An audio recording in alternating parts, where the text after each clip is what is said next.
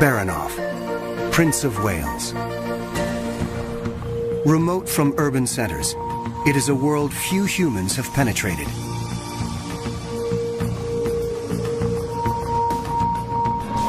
As a result, this vibrant ecosystem is a kind of heaven on Earth.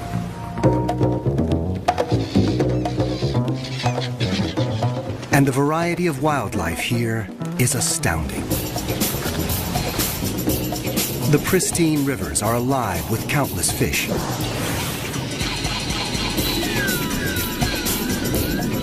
Amidst the islands, killer whales breach.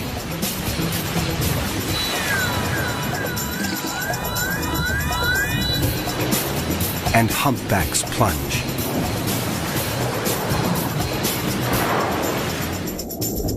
Dall's porpoises and Steller's sea lions feast in the food-rich waters.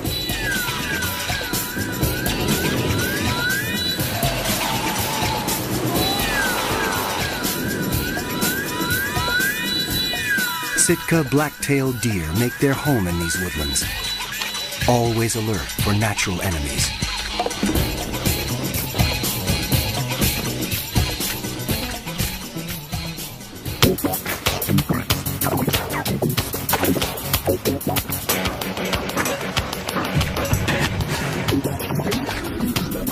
And the lord of this southern Alaska paradise is this mighty beast. You may know this bear as the grizzly.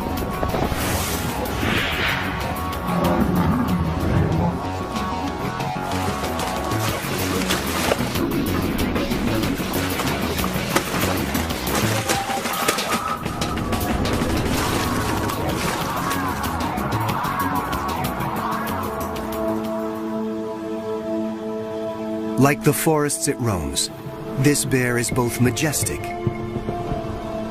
and mysterious.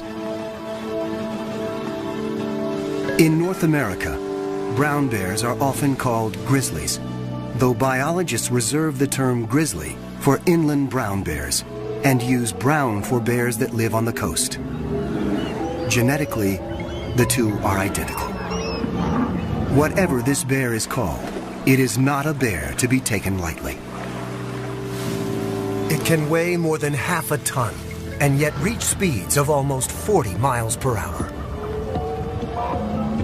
The brown bear is arguably the world's largest land carnivore. You might think that honor goes to its cousin, the polar bear, but many scientists classify the polar bear as a marine mammal because it spends most of its life in the ocean or on sea ice. On land, the grizzly is king. It can rise up to 9 feet in height.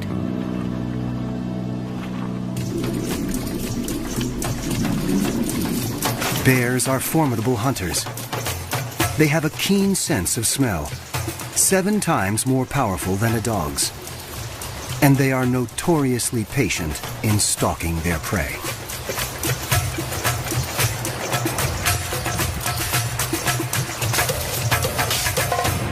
But the grizzly is also a fiercely private animal and usually avoids the company even of its own species. Any human trespassing on its space is asking for trouble. And that includes biologists who'd like to get close enough to learn more about this reclusive animal.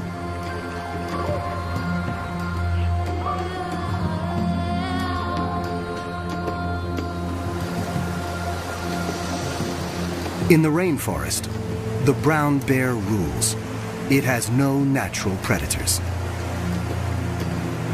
And yet, worldwide, its numbers have been in decline for the last 100 years.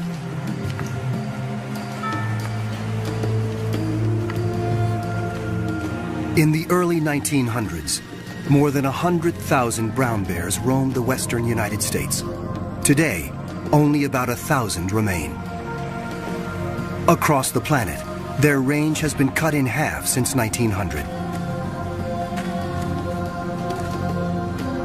In the Pyrenees, on the border between France and Spain, the brown bears were just hanging on. They were down to their last female. Recently, hunters shot her, thereby dooming this population of bears to extinction. Today, roughly 40,000 brown bears live in what might be their last stronghold, the state of Alaska. But every day, humans encroach a little more on their territory.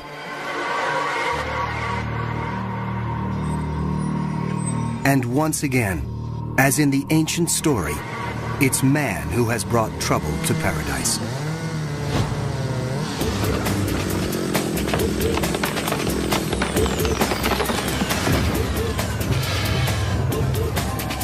Consumers demand an immense amount of lumber each year to build homes, furniture, and other creature comforts. The inevitable result: forest clear-cutting and the roads built to carry out the trees.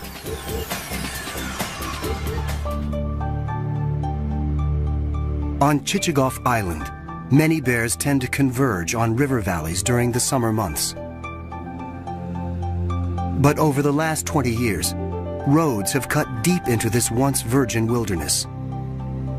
And timber clear-cutting has turned some of the bears' summer stomping grounds into stump fields. As human activities extend further into the grizzly's ancient domain, humans and bears are meeting more and more often.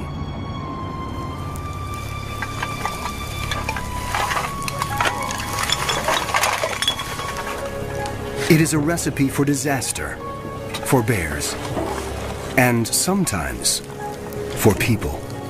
This massive predator can be extremely dangerous when suddenly confronted by a human on its turf. And yet, to protect these animals, researchers need to learn more about their numbers, their movements, and their vulnerabilities. They have to get up close and personal with a 500-pound animal that doesn't want them there.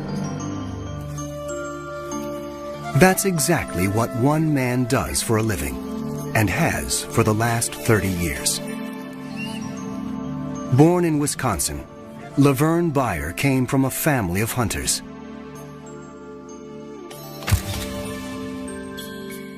He arrived in Southeast Alaska in 1970 and fell in love with the wilderness. 3 years later, Laverne started working with the Alaska Fish and Game Department, tracking and capturing bears for government research. It was a job he was born to do. I've either lived with or worked with bears like my entire adult life, since I was 17 years old. And when I was 20 years old, then I had to shoot a bear in self-defense.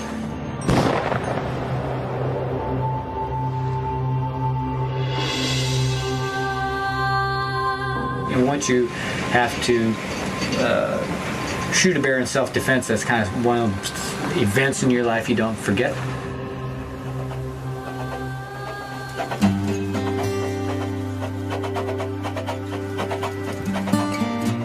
Over the years, Laverne has evolved from a trapper into a researcher himself. Largely self-taught, he works on the cutting edge of bear research technology here in Southeast Alaska.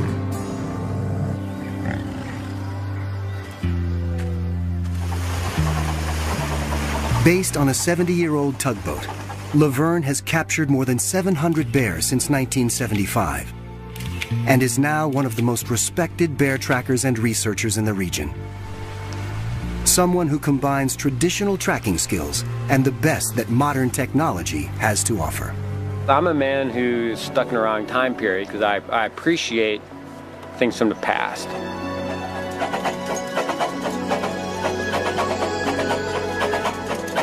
I definitely appreciate technology, and I guess it's somewhat like, too bad a person couldn't live in the past, but yet have some technology of the future.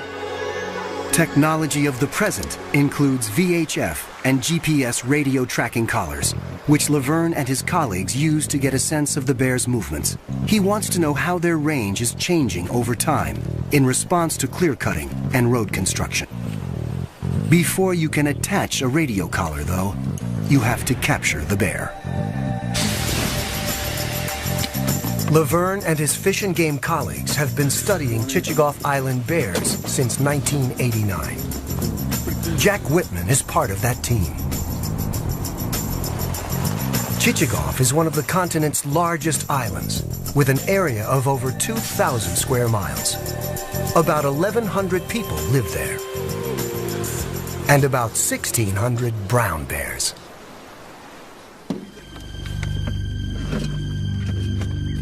As they prepare for their research expedition into the brown bear's domain, they're all too aware of how alert they have to be. We're trespassing in a pretty major way in places where brown bears live, where most people shouldn't go. It would be foolish, regardless, how one feels about bears, not to carry a weapon.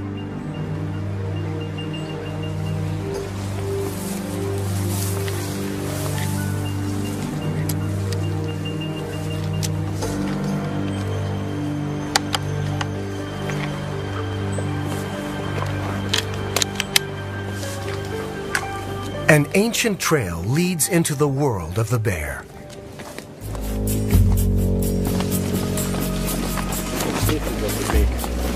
This is a bear trail, it's not a people trail. Yeah, no, there's no people come down here. Years of bear traffic have cut this path through the forest. The bears are out of sight, but their presence is everywhere. You can probably see bear hair still attached. Big knot of bear hair there. To learn where bears roam off the beaten path, Laverne and Jack want to deploy a radio collar. And that means they have to catch a bear.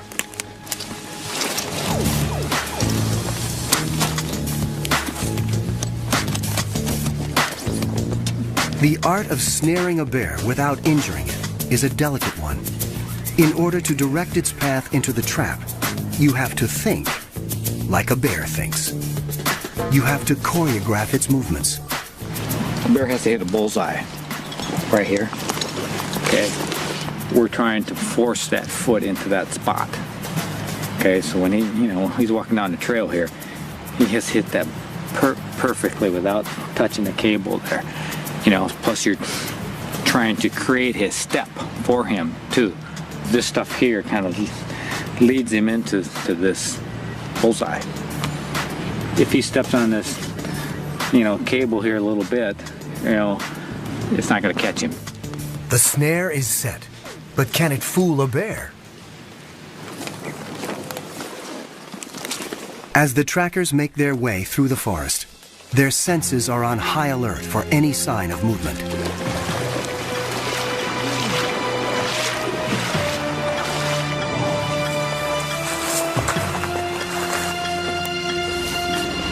One of their snares has been triggered, but it didn't catch a bear.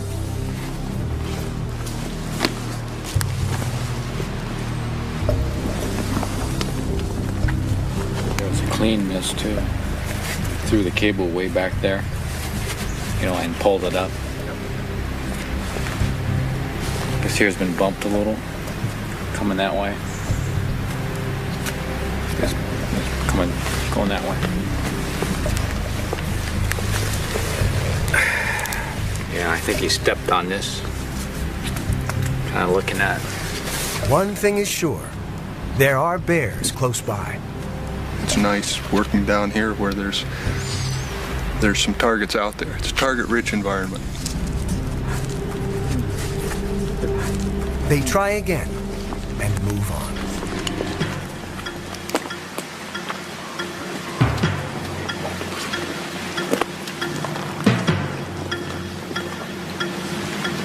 Finally, after hours of tracking bear sign and checking traps, Laverne spots a grizzly in the river near where they've set a snare. It could be headed toward the trap. Now the key is staying silent, motionless, and downwind. They pick out motion, so you move slow, and deliberate. And if preferably you move when they're not looking at you.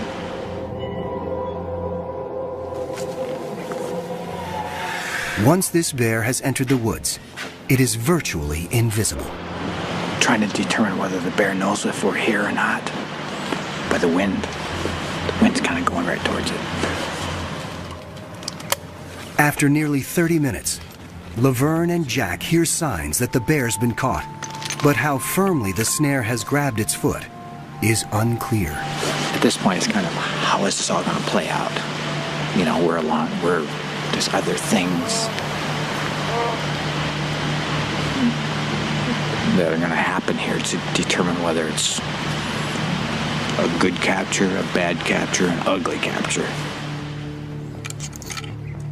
A tranquilizer dart is the most gentle way to put a bear to sleep, so they can attach the radio collar and do their research.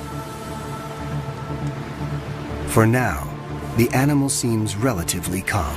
Once the bear definitely discovers that we're here, it could be a different story. And the body language could be different. It could become more aggressive. These woodsmen are skilled at keeping their bear encounters from turning violent. Still, they never enter the forest unarmed. Regardless of the size of the bear, they're capable of injuring and killing people. So it's just prudent to carry a weapon, and in hopes you don't have to use it. White eagle feather is good luck.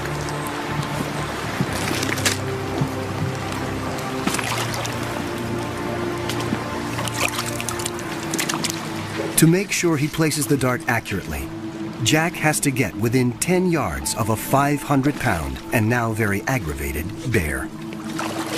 As he lines up his sight, Laverne covers him, just in case.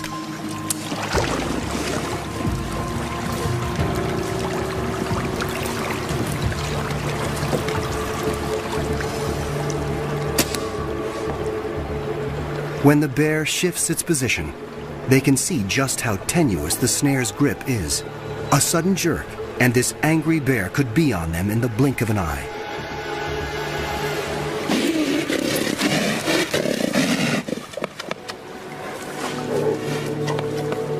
Luckily, the tranquilizer is already taking effect. If not, the bear might easily have pulled free. Minutes later, she's out. And the researchers can go to work. But Laverne and Jack know that another bear could be watching them. Their every sense is attuned to movements and sounds coming from the trees. They waste no time. First, a blood sample. Then, the radio collar.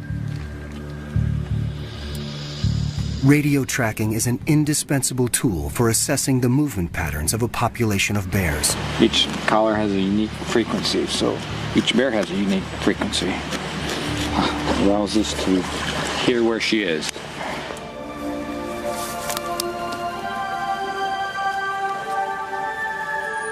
Today, the forest has let them in. It remains to be seen if it will let them leave.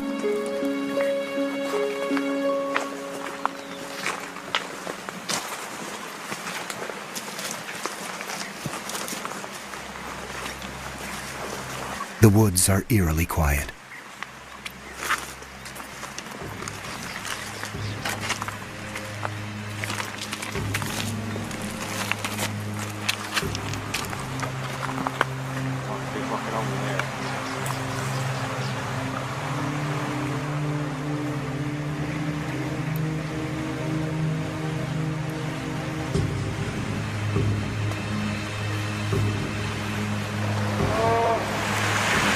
Yep, right there. I think I hear a growl. Suddenly, they realize they're being watched.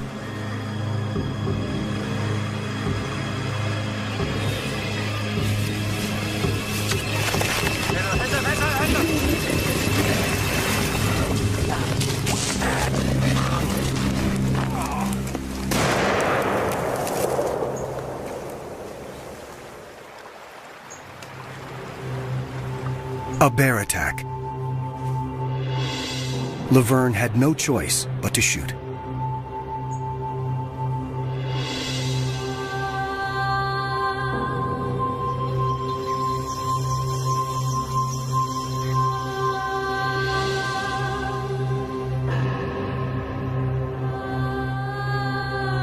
A day that began so auspiciously has ended in heartbreak.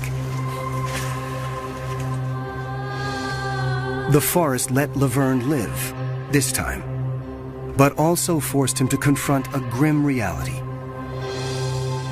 Sometimes this work exacts a terrible price.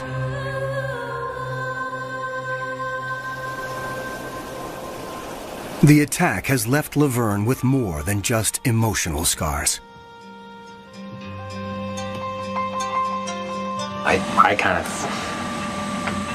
I feel responsible.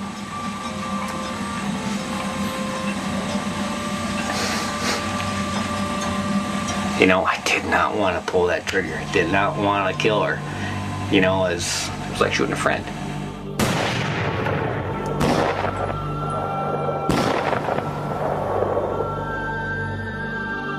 You know, and felt, you know, we're trying to help you. We're trying to help her, or help the species. You know, she doesn't know that. I don't want to shoot you. Can't you understand that, you know, we're not trying to hurt you?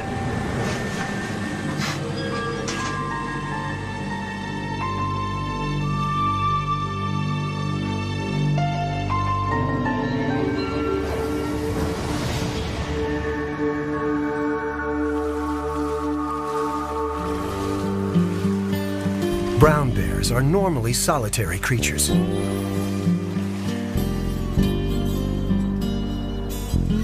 And most of their time is spent finding food and eating.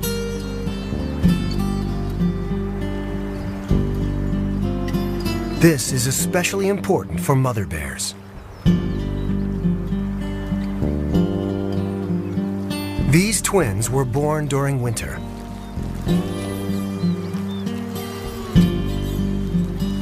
They depend upon their mother's milk.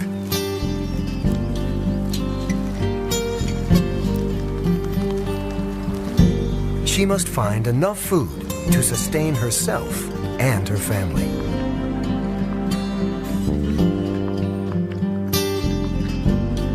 In early summer, brown bears commonly eat berries, grasses, and other vegetarian fare.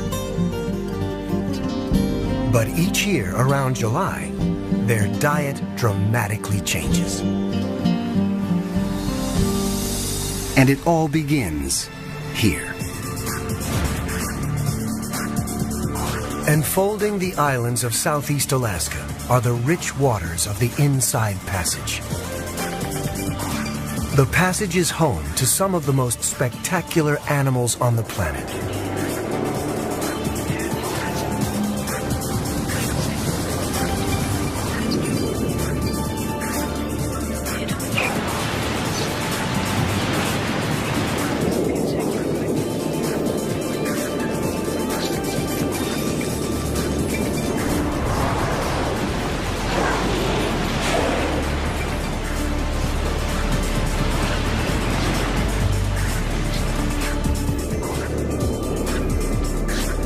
The cold, nutrient-rich waters welling up from the Pacific depths nurture a flourishing food chain.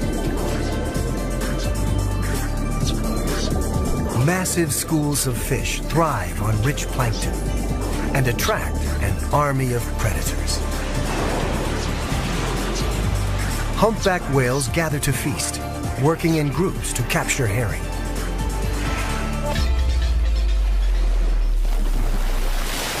Dall's porpoises rely on speed to catch their prey. But sometimes they are not fast enough to escape this mighty hunter.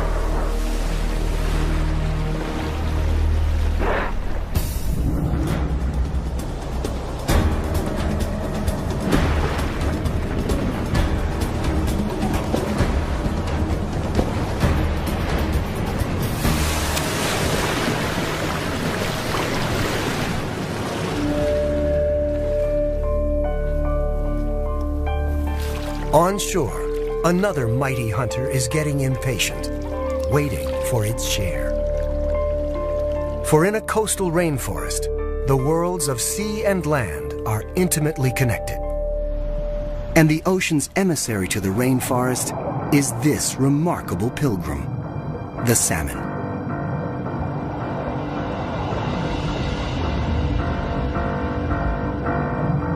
Chinook, coho, sockeye, pink, and chum.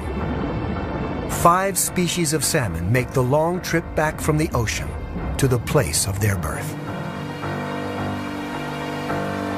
After several years at sea, they've returned to spawn for the first and last time.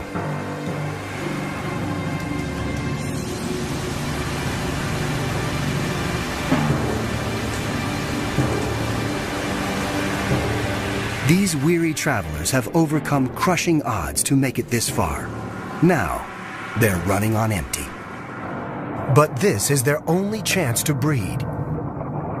Doggedly, they push on. These sockeye have not eaten since leaving the sea, and they will never eat again. Starving, they begin to digest themselves from the outside in. Absorbing their silver scales, they expose skin, which turns scarlet and smooth. At the same time, the head turns green, and the male's snout takes a grotesque turn. Now, they're in full mating regalia. When they reach the spawning grounds, a female thrashes out a nest.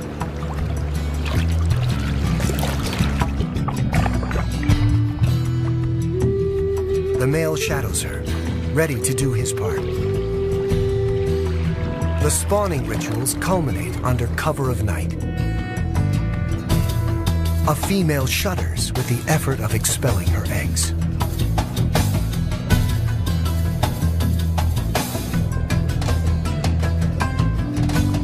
Her mate shudders in reply, fertilizing them with a smoky stream of milt.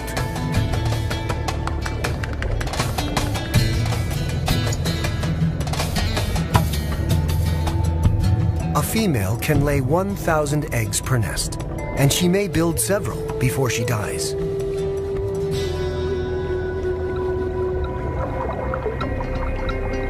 But it's only a few that make it this far. Most will perish long before then from marine predators or sheer exhaustion. Or we'll have to run a gauntlet of hungry bears who have been waiting months for just this moment.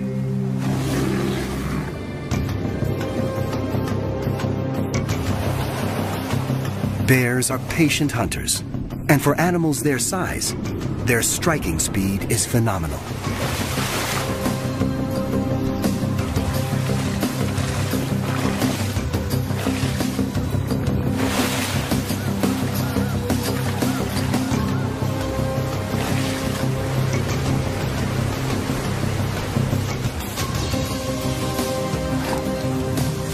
This is a time of feasting for leaner days ahead.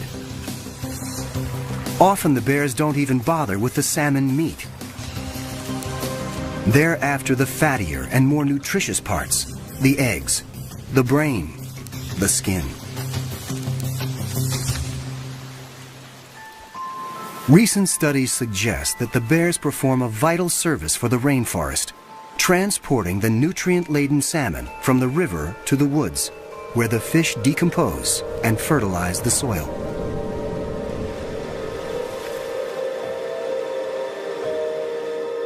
But bears aren't the only hunters on Chichagof Island today.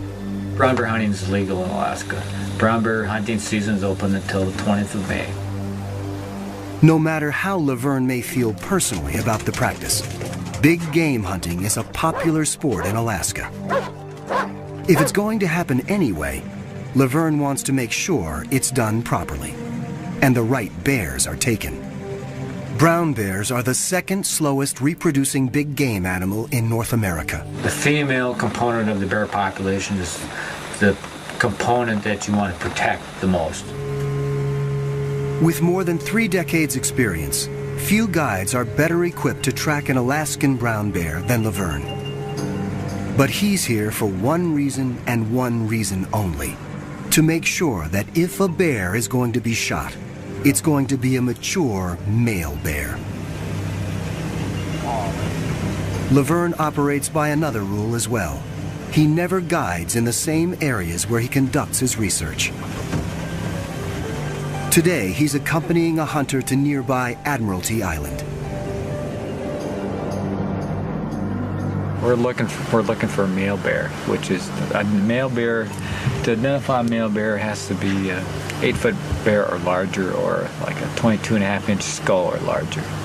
It's the body movement, body structure. That bear there has about a 20-inch skull. Which means it's likely a female and off limits.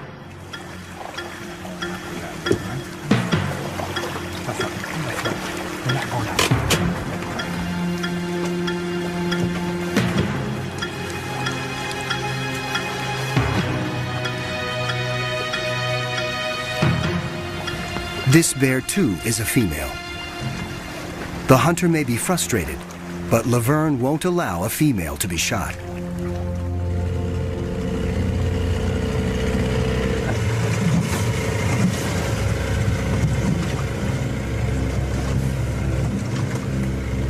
We saw a bear on the beach, and we're going to go take a little closer look and see what it looks like.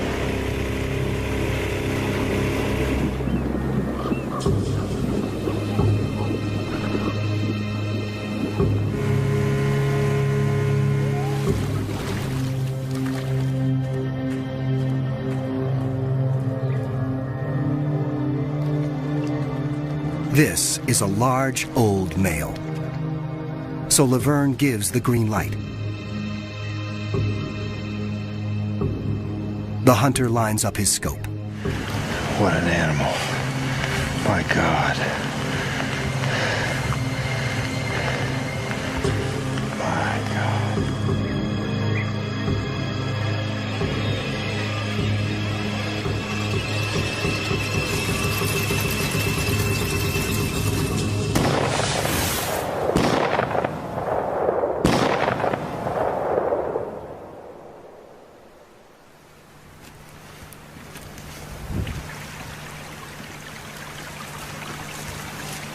When they reach the bear, he is still alive. Laverne makes sure he is put out of his misery quickly. Get it over with.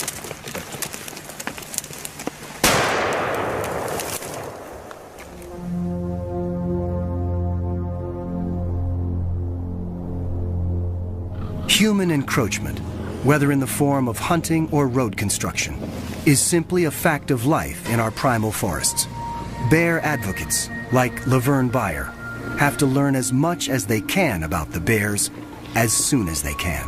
In their ongoing attempts to penetrate the mysteries of Southeast Alaska's rainforest, investigators have used advanced technologies. The earliest high-tech tool was the radio tracking collar. GPS devices were a big step forward. They make use of dozens of orbiting satellites to calculate the precise location of a tagged animal, sometimes within 3 feet. But GPS only tells researchers where the animal is, not what it's doing. What they really needed was a way of getting a video and audio recorder into the deep forest, where it could show them natural behavior, the kind of behavior humans rarely see, because our very presence changes the way animals behave. Fortunately, just such a device exists. It's called CritterCam. CritterCam is the brainchild of marine biologist Greg Marshall. Its purpose is to show us the natural world from the animal's point of view. Over the last 15 years, CritterCam has gathered remarkable video, audio, and environmental data from a wide array of creatures. From great white sharks and blue whales, to emperor penguins and leatherback sea turtles. For the first time, we are able to see what the creature sees and enter its world without conditioning its natural behavior.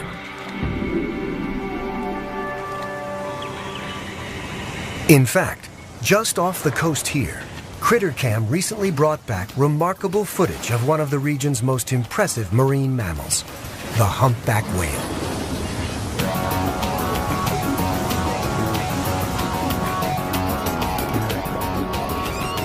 CritterCam revealed how humpbacks hunt together beneath the surface. Some whales herd the fish. One blows a ring of bubbles. One calls to scare the fish into the bubble net.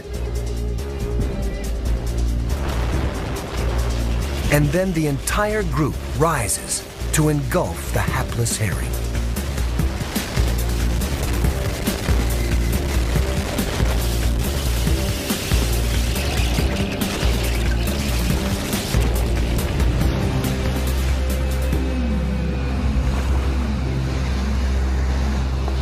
For the first time, scientists could penetrate the murky waters and watch the whale's behavior.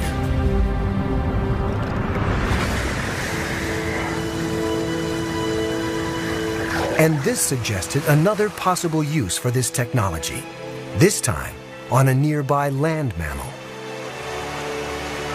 Because as experienced a tracker as Laverne is, he's never been able to watch brown bears in the thick of the forest. The GPS has been used on wildlife here in the past few years. Well, the next step for scientists is CritterCam technology, seeing visually the wildlife's viewpoint. After years of success using CritterCam to study sea life, Marshall and his team have developed a CritterCam for land animals. This terrestrial version presents challenges the underwater device never had to face. For one thing, since audio and video signals don't travel through water, all data is recorded to an onboard tape, which is automatically released after 6 hours. There's no transmission with marine CritterCam, so interference isn't an issue. But a rainforest is something else entirely. It's an interference machine. So engineer Dave Rash and his colleagues have put in thousands of hours making sure terrestrial CritterCam was up to the job. Every element of the device had to be tested and retested, and then retested again. But it will all be worth it if CritterCam brings back information that can help researchers protect the species. Still, lab testing only gets you part way. The CritterCam team needed to find out how it performed on a live animal before they got into the field with a wild grizzly. How you doing? This is Damascus, the grizzly bear. He's about a 5-year-old guy. Lay down, be a good boy. Look at that thing, look at that thing. What do you think of that?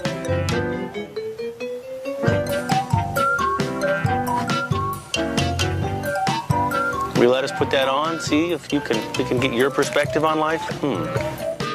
Feed me, and I'm yours. Come here. Just look around. Let's walk up here. Take a bear walk. What do you think? Let's record. And one last test. Because even though this CritterCam won't be diving to the ocean depths, there is still a good chance it's going to get wet. Good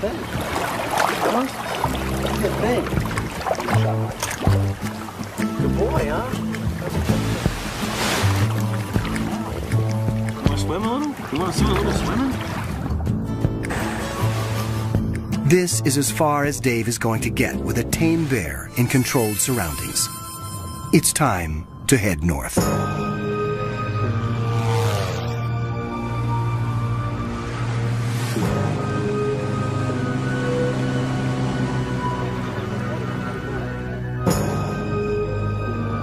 The terrestrial CritterCam can dispense with the heavy recording mechanism and transmit directly to a remote receiver. Which is a good thing, because the device won't be buoyed up by water, as the marine version was.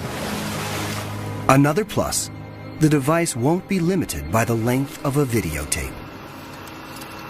Still, there's a very real danger that even if CritterCam makes it into the woods on the back of a bear, the dense forest will frustrate the team's efforts to get a clear signal.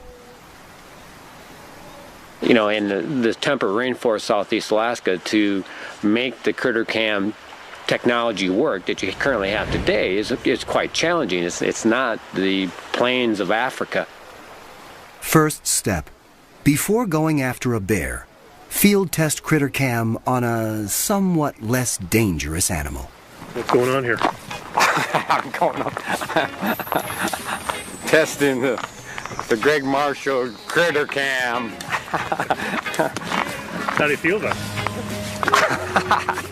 Yeah, stop the debate about whether it's going to work through the forest or not. It doesn't take long to see the shape of things to come. Well, we're just tracking Vern as he walks up the canyon. And the signals that I'm getting aren't as strong as I expect.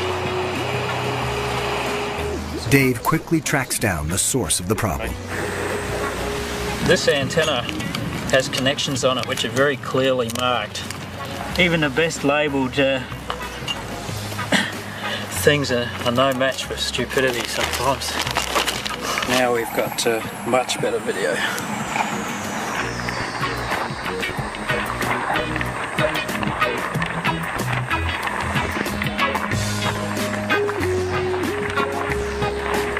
Check it out. Hey, there's somebody holding an antenna.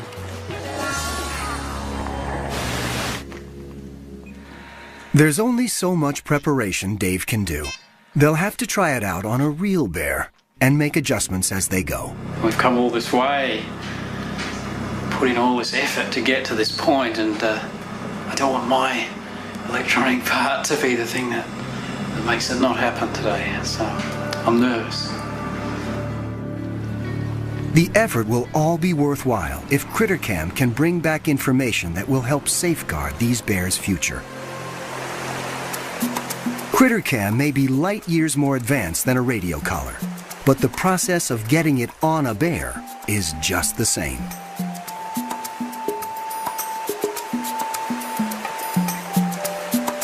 You carefully check various snare locations to see if a bear has been caught.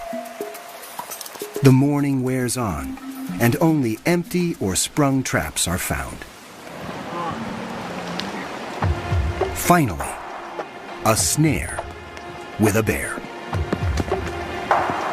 It's a small bear, a juvenile, but it will do just as well as a large one for the lightweight CritterCam. Another bear could be nearby, so everyone keeps their eyes and ears open.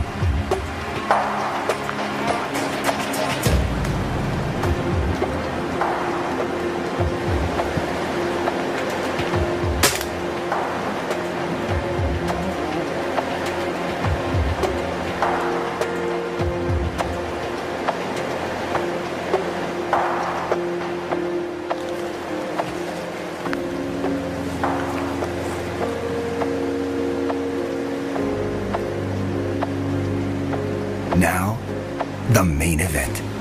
Dave, you ready with that thing yet?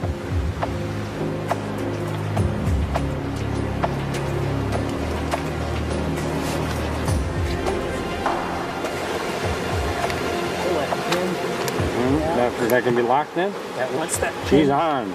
Till you hit the button, huh? Can you push that little thing in there? The device is locked in place and set to transmit. Time to wake up the bear.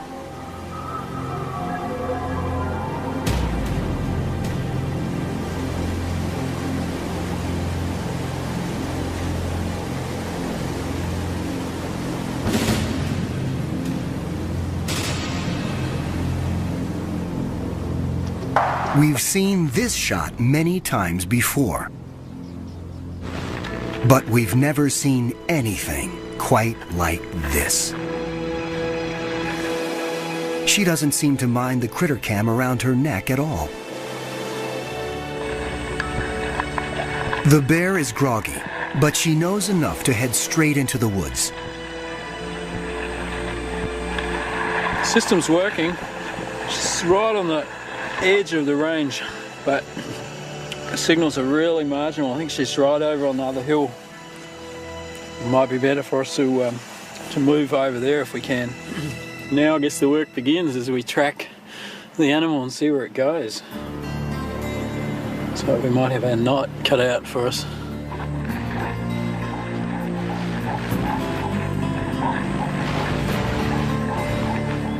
As morning becomes afternoon, the team follows the critter cam signal to stay within range.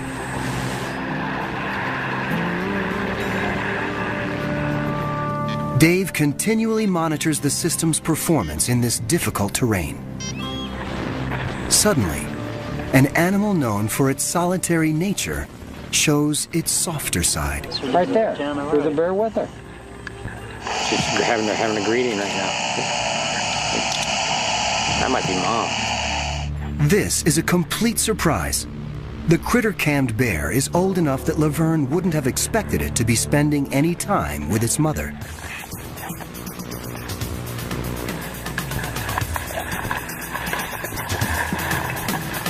As the video starts to flow more clearly, they see some of the most intimate pictures ever captured of bear life in the depths of the forest.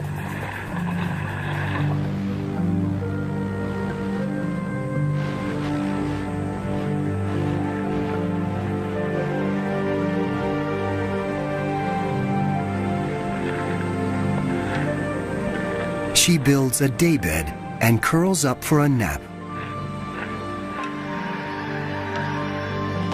See, that was cool. The fact that she joined up with two of the bears. Did he actually just say cool? He did. Wow. He thought it was cool, and I think he smiled. When the bear wakes up, an excited Critter Cam team watches as she eats some Devil's Club berries, a staple of the brown bear diet. Oh, check it out, yeah.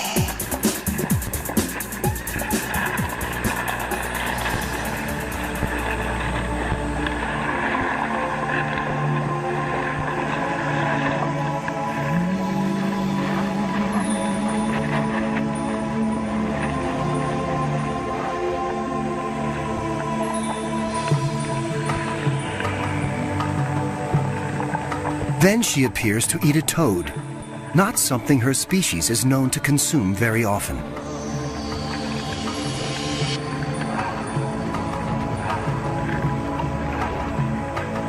But berries and toads are just appetizers for a brown bear.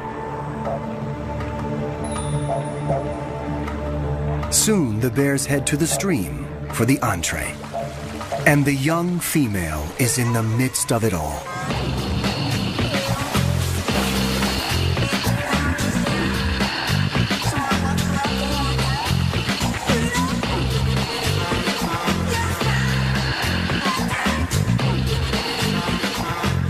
That's pretty good right there.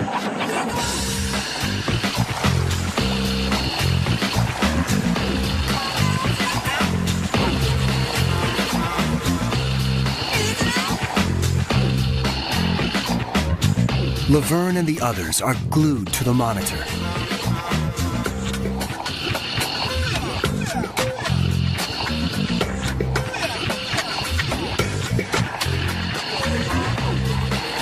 It's been a remarkable day.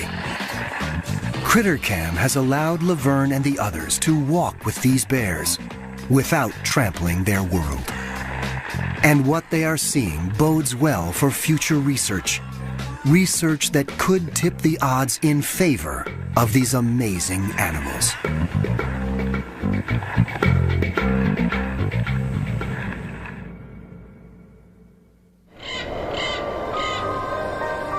It took thousands of years to create the rainforests of Alaska's Alexander Archipelago. They comprise some of the most pristine wilderness in the world. And they could be gone in just a few generations. The future of road building in southeast Alaska is unclear. But what is clear is that more roads would mean more pressure on the bear's home territory. And more encounters between human and bear. The brown bear's best hope may lie with researchers and advocates like Laverne Beyer, a man who has seen grizzly bears die, sometimes at his own hand, and knows all too well the cost of unrestrained human expansion. There are undoubtedly many stories hidden within the thick shadows of the northern rainforest.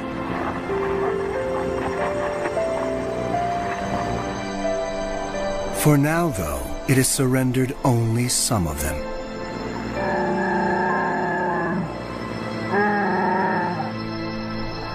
Time alone will tell if it can be persuaded to relinquish more.